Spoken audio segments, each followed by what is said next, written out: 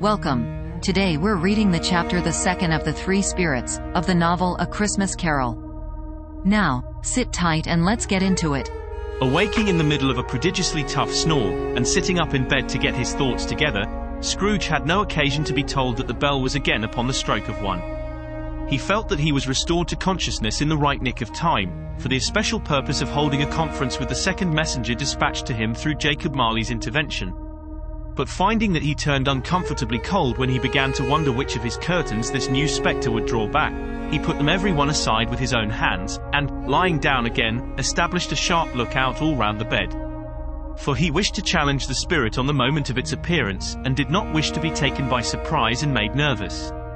Gentlemen of the free and easy sort, who plume themselves on being acquainted with a move or two, and being usually equal to the time of day, express the wide range of their capacity for adventure by observing that they are good for anything from pitch and toss to manslaughter, between which opposite extremes, no doubt, there lies a tolerably wide and comprehensive range of subjects.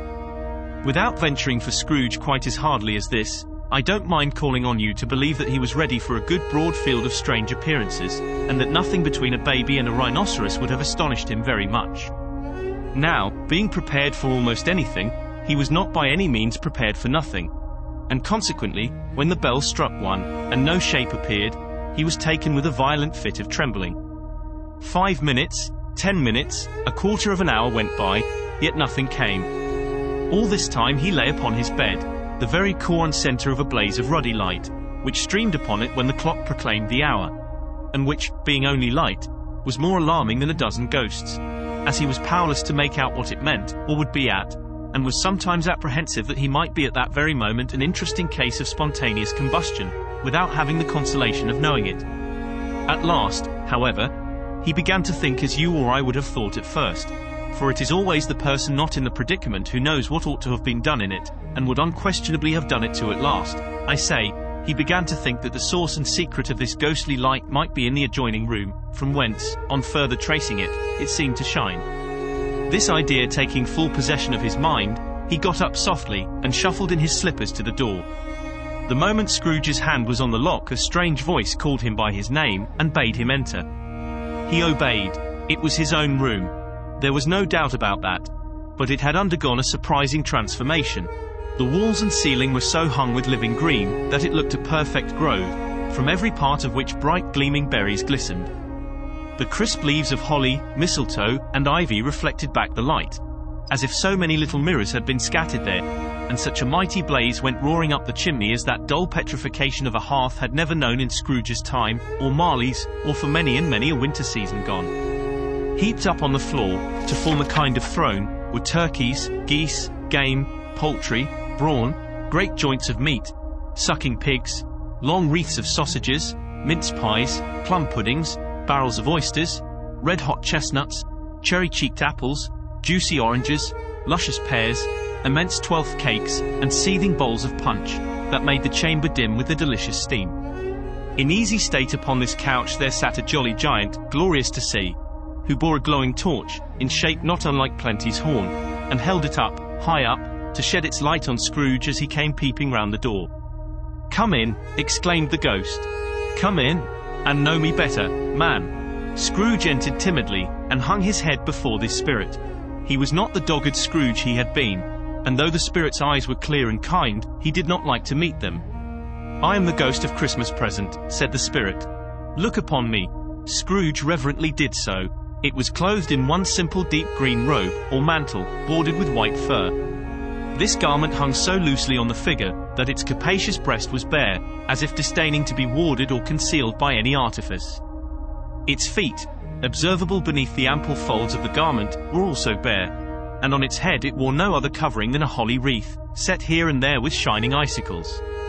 Its dark brown curls were long and free as its genial face, its sparkling eye, its open hand, its cheery voice, its unconstrained demeanor, and its joyful air. Girded round its middle was an antique scabbard, but no sword was in it, and the ancient sheath was eaten up with rust. "You have never seen the like of me before," exclaimed the spirit. "Never," Scrooge made answer to it. "Have never walked forth with the younger members of my family, meaning, for I am very young, my elder brothers born in these later years," pursued the phantom. "I don't think I have," said Scrooge. "I am afraid I have not." "Have you had many brothers, Spirit?" "More than 1800, said the ghost. "A tremendous family to provide for," muttered Scrooge. The ghost of Christmas present rose. "Spirit," said Scrooge submissively, "conduct me where you will. I went forth last night on compulsion, and I learned a lesson which is working now. Tonight, if you have aught to teach me, let me profit by it." "Touch my robe." Scrooge did as he was told, and held it fast.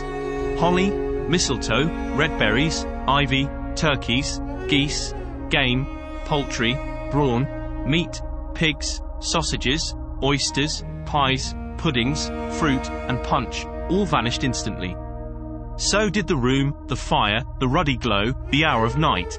And they stood in the city streets on Christmas morning, where, for the weather was severe, the people made a rough, but brisk and not unpleasant kind of music, in scraping the snow from the pavement in front of their dwellings, and from the tops of their houses, whence it was mad delight to the boys to see it come plumping down into the road below, and splitting into artificial little snowstorms.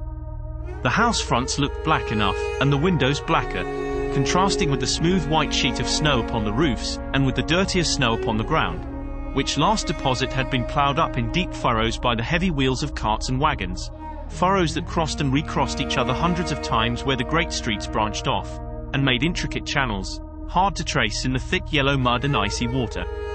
The sky was gloomy, and the shortest streets were choked up with a dingy mist, half thawed, half frozen, whose heavier particles descended in a shower of sooty atoms, as if all the chimneys in Great Britain had, by one consent, caught fire, and were blazing away to the dear heart's content.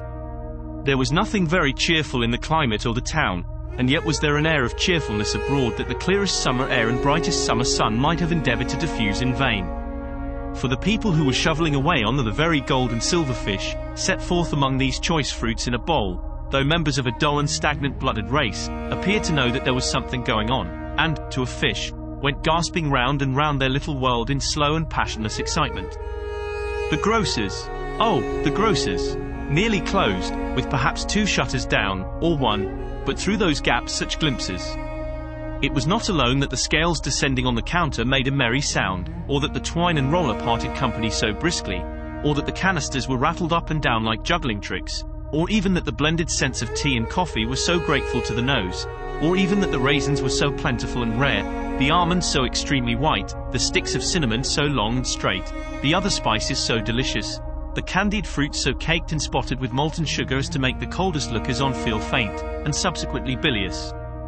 Nor was it that the figs were moist and pulpy, or that the French plums blushed in modest tartness from their highly decorated boxes, or that everything was good to eat and in its Christmas dress, but the customers were all so hurried and so eager in the hopeful promise of the day, that they tumbled up against each other at the door, crashing their wicker baskets wildly, and left their purchases upon the counter, and came running back to fetch them, and committed hundreds of the like mistakes, in the best humour possible, while the grocer and his people were so frank and fresh, that the polished hearts with which they fastened their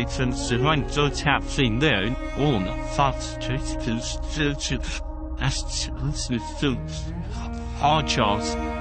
But soon the steeples called good people all to church and chapel, and away they came, flocking through the streets in their best clothes and with the gayest faces. And at the same time there emerged, from scores of by-streets, lanes, and nameless turnings, innumerable people, carrying the dinners to the bakers' shops. The sight of these poor revellers appeared to interest the Spirit very much, for he stood with Scrooge beside him in a baker's doorway, and, taking off the covers as their bearers passed, sprinkled incense on the dinners from his torch. And it was a very uncommon kind of torch, for once or twice, when there were angry words between some dinner carriers who had jostled each other, he shed a few drops of water on them from it, and their good humour was restored directly. For they said, it was a shame to quarrel upon Christmas Day. And so it was. God love it, so it was. In time the bells ceased, and the bakers were shut up. And yet there was a genial shadowing forth of all these dinners, and the progress of their cooking, in the thawed blotch of wet above each baker's oven, where the pavement smoked as if its stones were cooking too. Is there a peculiar flavour in what you sprinkle from your torch? Asked Scrooge. There is. My own. Would it apply to any kind of dinner on this day? Asked Scrooge. To any kindly given. To a poor one most. Why to a poor one most? Asked Scrooge. Because it needs it most. Spirit, said Scrooge. After a moment's thought, I wonder you, of all the beings in the many worlds about us, should desire to cramp these people's opportunities of innocent enjoyment. Aye, cried the spirit, you would deprive them of their means of dining every seventh day, often the only day on which they can be said to dine at all, said Scrooge, wouldn't you? Aye, cried the spirit, you seek to close these places on the seventh day, said Scrooge. And it comes to the same thing. I seek, exclaimed the spirit. Forgive me if I am wrong. It has been done in your name, or at least in that of your family, said Scrooge. There are some upon this earth of yours, returned the spirit, who lay claim to know us, and who do the deeds of passion, pride, ill will, hatred, envy, bigotry, and selfishness in our name, who are as strange to us, and all our kith and kin, as if they had never lived. Remember that, and charge the doings on themselves, not us. Scrooge promised that he would, and they went on, invisible, as they had been before, into the suburbs of the town. It was a remarkable quality of the ghost, which Scrooge had observed at the baker's, that notwithstanding his gigantic size, he could accommodate himself to any place with ease, and that he stood beneath a low roof quite as gracefully and like a supernatural creature as it was possible he could have done in any lofty hall. And perhaps it was the pleasure the good spirit had in showing off this power of his, or else it was his own kind, generous, hearty nature, and his sympathy with all poor men, that led him straight to Scrooge's clerks, for there he went, and took Scrooge with him, holding to his robe, and on the threshold of the door the spirit smiled, and stopped to bless Bob Cratchit's dwelling with the sprinklings of his torch. Think of that, Bob had but 15 bob a week himself. He pocketed on Saturdays but 15 copies of his Christian name, and yet the ghost of Christmas present blessed his four-roomed house. Then up rose Mrs. Cratchit, Cratchit's wife, dressed out but poorly in a twice-turned gown, but brave in ribbons, which are cheap, and make a goodly show for sixpence. And she laid the cloth, assisted by Belinda Cratchit, second of her daughters, also brave in ribbons, while Master Peter Cratchit plunged a fork into the saucepan of potatoes, and getting the corners of his monstrous shirt-collar, Bob's private property, conferred upon his son and heir in honour of the day, into his mouth, rejoiced to find himself so gallantly attired, and yearned to show his linen in the fashionable parks. And now two smaller Cratchits, boy and girl, came tearing in, screaming that outside the baker's they had smelt the goose, and known it for their own, and basking in luxurious thoughts of sage and onion, these young Cratchits danced about the table, and exalted Master Peter Cratchit to the skies, while he, not proud, although his collars nearly choked him, blew the fire, until the slow potatoes, bubbling up, knocked loudly at the saucepan lid to be let out and peeled. What has ever got your precious father, then, said Mrs. Cratchit. And your brother, Tiny Tim? And Martha warned us late last Christmas Day by half an hour. Here's Martha, mother, said a girl, appearing as she spoke. Here's Martha, mother, cried the two young Cratchits. Hurrah! There's such a goose, Martha. Why, bless your heart alive, my dear, how late you are, said Mrs. Cratchit, kissing her a dozen times, and taking off her shawl and bonnet for her with officious zeal. We'd a deal of work to finish up last night, replied the girl, and had to clear away this morning, mother. Well, never mind so long as you are come, said Mrs. Cratchit. Sit ye down before the fire, my dear, and have a warm, Lord bless ye. No, no, there's father coming, cried the two young Cratchits, who were everywhere at once. Hide, Martha, hide. So Martha hid herself, and in came little Bob, the father, with at least 3 feet of comforter, exclusive of the fringe, hanging down before him, and his threadbare clothes darned up and brushed to look seasonable, and Tiny Tim upon his shoulder. Alas for Tiny Tim, he bore a little crutch, and had his limbs supported by an iron frame. Why, where's our Martha? Cried Bob Cratchit, looking round. Not coming, said Mrs. Cratchit. Not coming, said Bob, with a sudden declension in his high spirits, for he had been Tim's blood horse all the way from church, and had come home rampant. Not coming upon Christmas Day. Martha didn't like to see him disappointed, if it were only in joke, so she came out prematurely from behind the closet door, and ran into his arms, while the two young Cratchits hustled Tiny Tim, and bore him off into the wash-house, that he might hear the pudding singing in the copper. And how did little Tim behave? Asked Mrs. Cratchit when she had rallied Bob on his credulity, and Bob had hugged his daughter to his heart's content. As good as gold, said Bob, and better. Somehow, he gets thoughtful, sitting by himself so much, and thinks the strangest things you ever heard. He told me, coming home, that he hoped the people saw him in the church, because he was a cripple, and it might be pleasant to them to remember upon Christmas Day who made lame beggars walk and blind men see. Bob's voice was tremulous when he told them this, and trembled more when he said that Tiny Tim was growing strong and hearty. His active little crutch was heard upon the floor, and back came Tiny Tim before another word was spoken, escorted by his brother and sister to his stool beside the fire, and while Bob, turning up his cuffs as if, poor fellow, they were capable of being made more shabby, compounded some hot mixture in a jug with gin and lemons, and stirred it round, and put it on the hob to simmer, Master Peter and the two ubiquitous young Cratchits went to fetch the goose, with which they soon returned in high procession. Such a bustle ensued that you might have thought a goose the rarest of all birds, a feathered phenomenon, to which a black swan was a matter of course, and, in truth, it was something very like it in that house. Mrs. Cratchit made the gravy, ready beforehand in a little saucepan, hissing hot. Master Peter mashed the potatoes with incredible vigor. Miss Belinda sweetened up the applesauce. Martha dusted the hot plates. Bob took Tiny Tim beside him in a tiny corner at the table. The two young Cratchits set their turn came to be helped. At last the dishes were set on, and grace was said.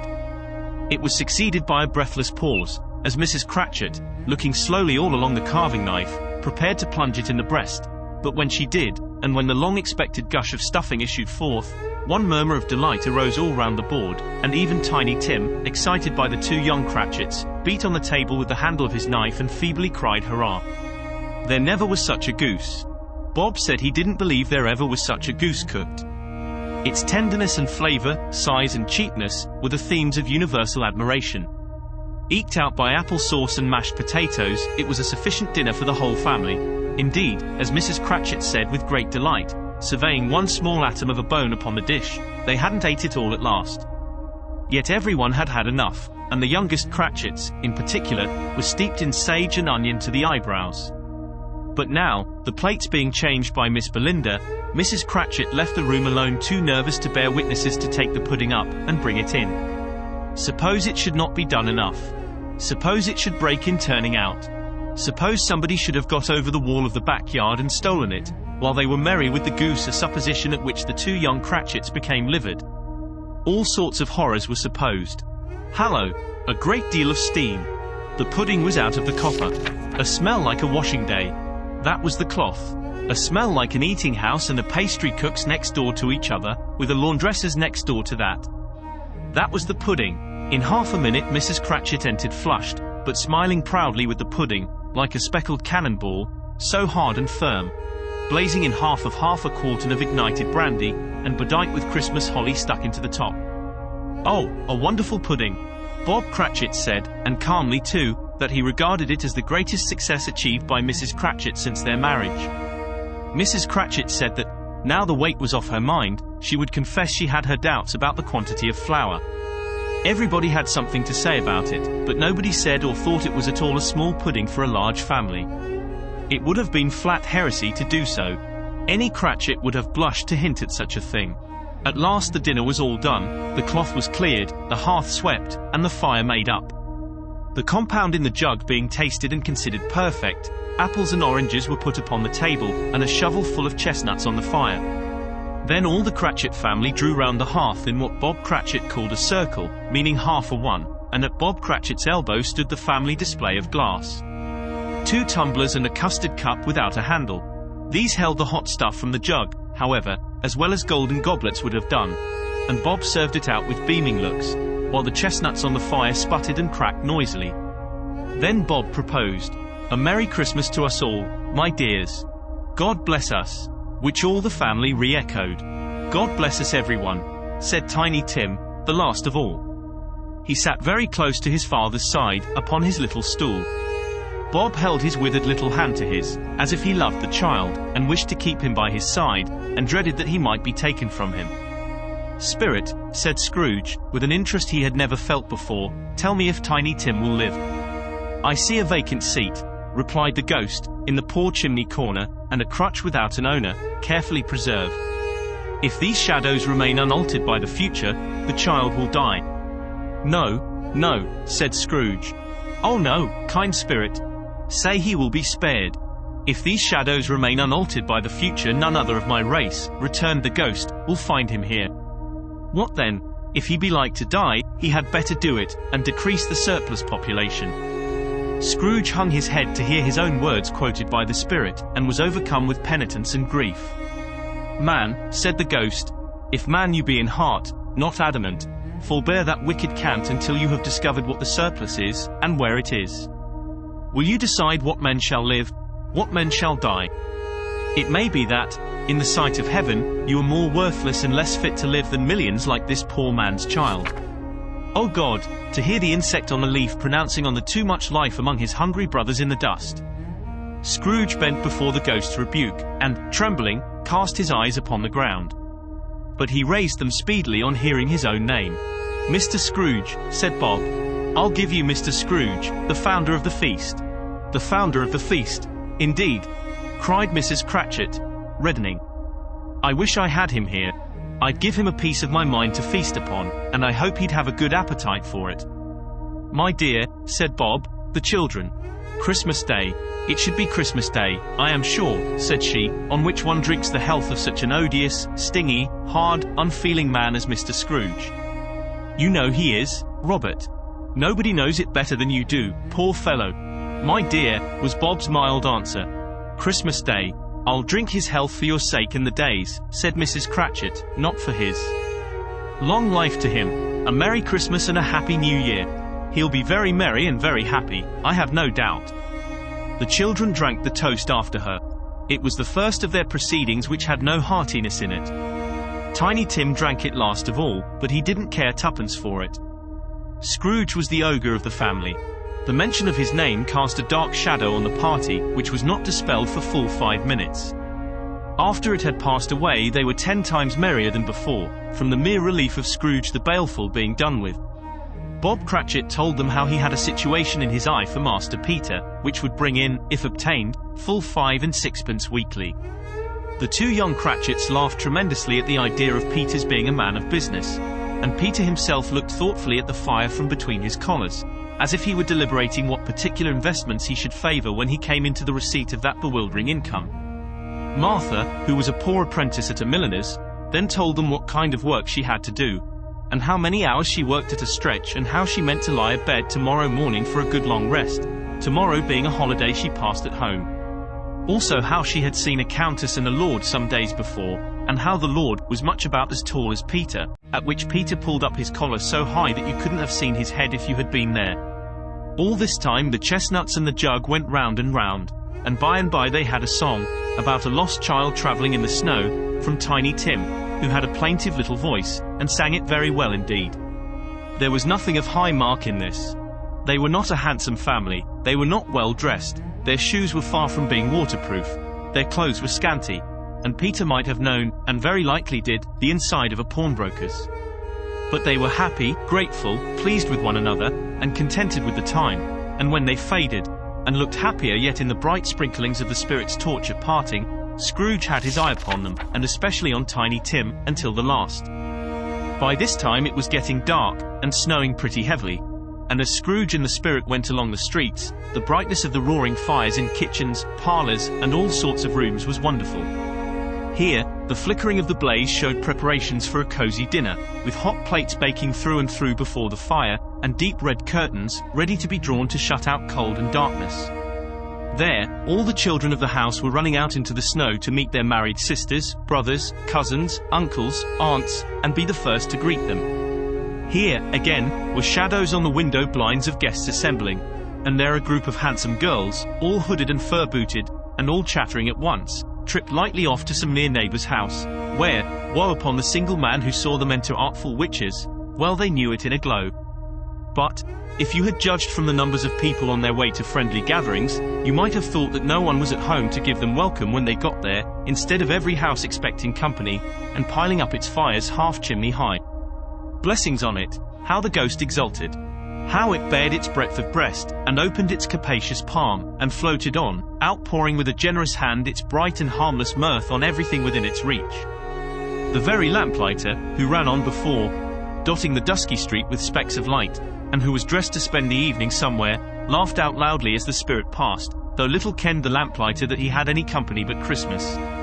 And now, without a word of warning from the ghost, they stood upon a bleak and desert moor, where monstrous masses of rude stone were cast about, as though it were the burial place of giants, and water spread itself wheresoever it listed, or would have done so, but for the frost that held it prisoner, and nothing grew but moss and furze, and coarse, rank grass. Down in the west the setting sun had left a streak of fiery red, which glared upon the desolation for an instant, like a sullen eye, and frowning lower, lower, lower yet, was lost in the thick gloom of darkest night. "What place is this?" asked Scrooge. "A place where miners live, who labour in the bowels of the earth," returned the spirit. "But they know me. See!" A light shone from the window of a hut, and swiftly they advanced towards it. Passing through the wall of mud and stone, they found a cheerful company assembled round a glowing fire. An old man and woman, with their children and their children's children, and another generation beyond that, all decked out gaily in their holiday attire. The old man, in a voice that seldom rose above the howling of the wind upon the barren waste, was singing of a Christmas song. It had been a very old song when he was a boy, and from time to time they all joined in the chorus. So surely as they raised their voices, the old man got quite blithe and loud, and so surely as they stopped, his vigour sank again. The spirit did not tarry here, but bade Scrooge hold his road, and, passing on above the moor, sped whither? Not to see, to see. To Scrooge's horror, looking back, he saw the last of the land, a frightful range of rocks, behind them, and his ears were deafened by the thundering of water, as it rolled and roared, and raged among the dreadful caverns it had worn, and fiercely tried to undermine the earth. Built upon a dismal reef of sunken rocks, some league or so from shore, on which the waters chafed and dashed, the wild year through, there stood a solitary lighthouse. Great heaps of seaweed clung to its base, and storm birds born of the wind, one might suppose, as seaweed of the water rose and fell about it, like the waves they skimmed. But, even here, two men who watched the light had made a fire, that through the loophole in the thick stone wall shed out a ray of brightness on the awful sea. Joining their horny hands over the rough table at which they sat, they wished each other Merry Christmas in their can of grog, and one of them, the elder too, with his face all damaged and scarred with hard weather, as the figurehead of an old ship might be, struck up a sturdy song that was like a gale in itself. Again the ghost sped on, above the black and heaving sea, on until, being far away, as he told Scrooge, from any shore, they lighted on a ship. They stood beside the helmsman at the wheel, the lookout in the bow, the officers who had the watch.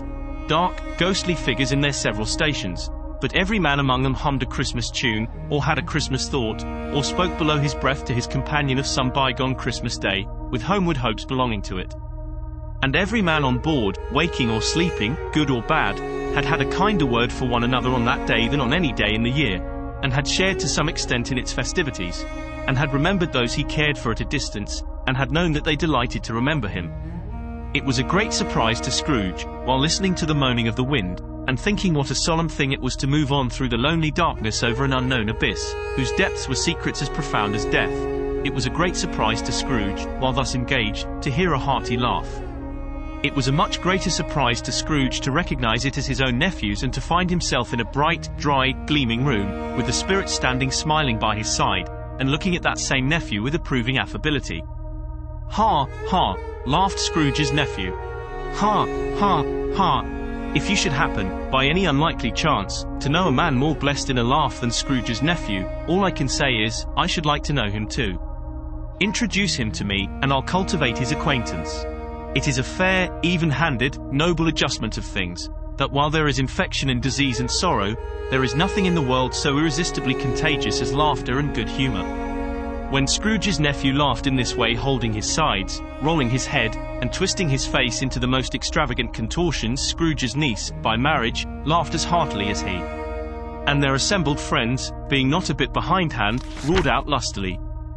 "Ha, ha, ha, ha, ha, ha! He said that Christmas was a humbug, as I live!" cried Scrooge's nephew. He believed it, too. "More shame for him, Fred," said Scrooge's niece indignantly. "Bless those women! They never do anything by halves. They are always in earnest." She was very pretty, exceedingly pretty, with a dimpled, surprised-looking, capital face, a ripe little mouth, that seemed made to be kissed, as no doubt it was, all kinds of good little dots about her chin, that melted into one another when she laughed, and the sunniest pair of eyes you ever saw in any little creature's head.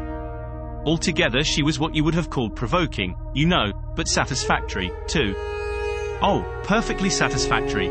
He's a comical old fellow," said Scrooge's nephew, "that's the truth, and not so pleasant as he might be. However, his offences carry their own punishment, and I have nothing to say against him." "I'm sure he is very rich, Fred," hinted Scrooge's niece. "At least, you always tell me so." "What of that, my dear?" said Scrooge's nephew. "His wealth is of no use to him. He don't do any good with it. He don't make himself comfortable with it. He hasn't the satisfaction of thinking, ha, ha, ha, that he is ever going to benefit us with it." "I have no patience with him," observed Scrooge's niece. Scrooge's niece's sisters, and all the other ladies, expressed the same opinion. "Oh, I have," said Scrooge's nephew. "I am sorry for him. I couldn't be angry with him if I tried. Who suffers by his ill whims? Himself always. Here he takes it into his head to dislike us, and he won't come and dine with us. What's the consequence? He don't lose much of a dinner." "Indeed, I think he loses a very good dinner," interrupted Scrooge's niece. Everybody else said the same, and they must be allowed to have been competent judges, because they had just had dinner, and with the dessert upon the table, were clustered round the fire, by lamplight. "Well, I am very glad to hear it," said Scrooge's nephew, "because I haven't any great faith in these young housekeepers. What do you say, Topper?" Topper had clearly got his eye upon one of Scrooge's niece's sisters, for he answered that a bachelor was a wretched outcast, who had no right to express an opinion on the subject. Whereat Scrooge's niece's sister, the plump one with the lace tucker, not the one with the roses, blushed. "Do go on, Fred," said Scrooge's niece, clapping her hands. "He never finishes what he begins to say. He is such a ridiculous fellow." Scrooge's nephew revelled in another laugh, and as it was impossible to keep the infection off, though the plump sister tried hard to do it with aromatic vinegar, his example was unanimously followed. "I was only going to say," said Scrooge's nephew, "that the consequence of his taking a dislike to us, and not making merry with us, is, as I think, that he loses some pleasant moments, which could do him no harm. I am sure he loses pleasanter companions than he can find in his own thoughts, either in his mouldy old office or his dusty chambers. I mean to give him the same chance every year, whether he likes it or not, for I pity him. He may rail at Christmas till he dies, but he can't help thinking better of it. I defy him if he finds me going there, in good temper, year after year, and saying, 'Uncle Scrooge, how are you?' If it only put him in the vein to leave his poor clerk £50, that's something, and I think I shook him yesterday." It was their turn to laugh now, at the notion of his shaking Scrooge. But being thoroughly good-natured, and not much caring what they laughed at, so that they laughed at any rate, he encouraged them in their merriment, and passed the bottle, joyously. After tea they had some music, for they were a musical family, and knew what they were about when they sung a glee or catch, I can assure you, especially Topper, who could growl away in the bass like a good one, and never swell the large veins in his forehead, or get red in the face over it. Scrooge's niece played well upon the harp, and played, among other tunes, a simple little air, a mere nothing. You might learn to whistle it in 2 minutes, which had been familiar to the child who fetched Scrooge from the boarding school, as he had been reminded by the ghost of Christmas past. When this strain of music sounded, all the things that Ghost had shown him came upon his mind. He softened more and more, and thought that if he could have listened to it often, years ago, he might have cultivated the kindnesses of life for his own happiness with his own hands, without resorting to the sexton's spade that buried Jacob Marley. But they didn't devote the whole evening to music. After a while they played at forfeits, for it is good to be children sometimes, and never better than at Christmas, when its mighty founder was a child himself. Stop. There was first a game at blind man's buff. Of course there was. And I no more believe Topper was really blind than I believe he had eyes in his boots. My opinion is, that it was a done thing between him and Scrooge's nephew, and that the ghost of Christmas present knew it. The way he went after that plump sister in the lace tucker was an outrage on the credulity of human nature. Knocking down the fire irons, tumbling over the chairs, bumping up against the piano, smothering himself amongst the curtains, wherever she went, there went he. He always knew where the plump sister was. He wouldn't catch anybody else. If you had fallen up against him, as some of them did, on purpose, he would have made a feint of endeavouring to seize you, which would have been an affront to your understanding, and would instantly have sidled off in the direction of the plump sister. She often cried out that it wasn't fair, and it really was not. But when, at last, he caught her, when, in spite of all her silken rustlings, and her rapid flutterings past him, he got her into a corner whence there was no escape, then his conduct was the most execrable. For his pretending not to know her, his pretending that it was necessary to touch her headdress, and further to assure himself of her identity by pressing a certain ring upon her finger, and a certain chain about her neck, was vile, monstrous. No doubt she told him her opinion of it when, another blind man being in office, they were so very confidential together behind the curtains. Scrooge's niece was not one of the blind man's buff party, but was made comfortable with a large chair and a footstool, in a snug corner where the ghost and Scrooge were close behind her. But she joined in the forfeits, and loved her love to admiration with all the letters of the alphabet. Likewise at the game of how, when, and where, she was very great, and, to the secret joy of Scrooge's nephew, beat her sisters hollow, though they were sharp girls too, as Topper could have told you. There might have been 20 people there, young and old, but they all played, and so did Scrooge, for wholly forgetting, in the interest he had in what was going on, that his voice made no sound in their ears. He sometimes came out with his guess quite loud, and very often guessed right, too, for the sharpest needle, best Whitechapel, warranted not to cut in the eye, was not sharper than Scrooge, blunt as he took it in his head to be. The ghost was greatly pleased to find him in this mood, and looked upon him with such favour that he begged like a boy to be allowed to stay until the guests departed.